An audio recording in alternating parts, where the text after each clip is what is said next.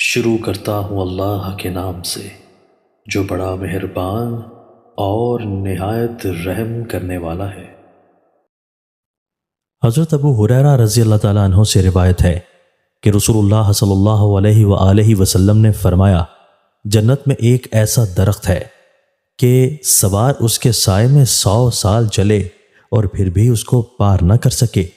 اور جنت میں تم میں سے کسی کی کمان کے بقدر جگہ بھی اس ساری کائنات سے بہتر ہے جس پر آفتاب طلوع ہوتا ہے یا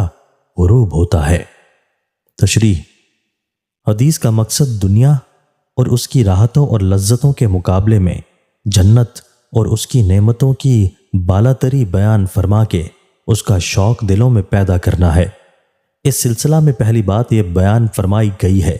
کہ اللہ تعالیٰ نے جو نعمتیں اور راحت کے جو سامان اپنے بندے کے لیے جنت میں پیدا کیے ہیں، ان میں سے ایک جنت کے وہ طویل و عرض سایہ دار درخت ہیں جن کا سایہ اتنے وسیع رقبہ پر پڑتا ہے کہ سوار 100 سال میں بھی اس کو طے نہیں کر سکتا۔ اور دوسری بات یہ فرمائی گئی ہے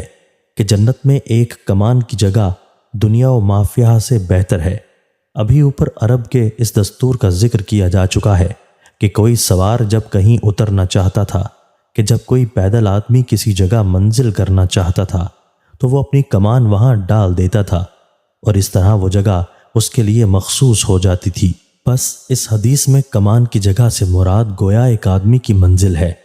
اور مطلب یہ ہے کہ ایک پیادہ مسافر کمان ڈال کر جتنی جگہ کا مستحق ہو جاتا ہے، جنت کی اتنی مختصر سی جگہ بھی اس دنیا کی اس ساری کائنات سے زیادہ قیمتی اور بہتر ہے جس پر آفتاب طلوع ہوتا ہے۔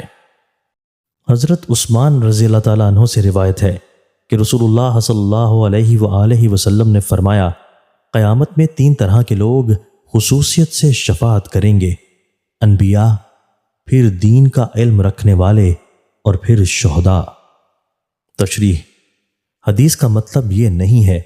کہ ان 3 گروہوں سے باہر کا کوئی شخص کسی کی سفارش نہیں کر سکے گا، بلکہ مطلب یہ ہے کہ خاص شفاعت انہی 3 گروہ والوں کی ہوگی، لیکن ان کے علاوہ بعض ان صالحین کو بھی اذن شفاعت ملے گا جو ان تینوں میں سے کسی گروہ میں بھی نہیں ہوں گے۔ بلکہ جیسا کہ دوسری احادیث سے معلوم ہوتا ہے، چھوٹے بچے بھی اپنے ماں باپ کی سفارش کریں گے اور اعمال صالحہ کی بھی شفاعت کریں گے۔ دوستو، اللہ تعالی ہمیں ان احادیث مبارکہ پر عمل کرنے اور اپنی زندگیوں کو سنوارنے کی توفیق عطا فرمائے۔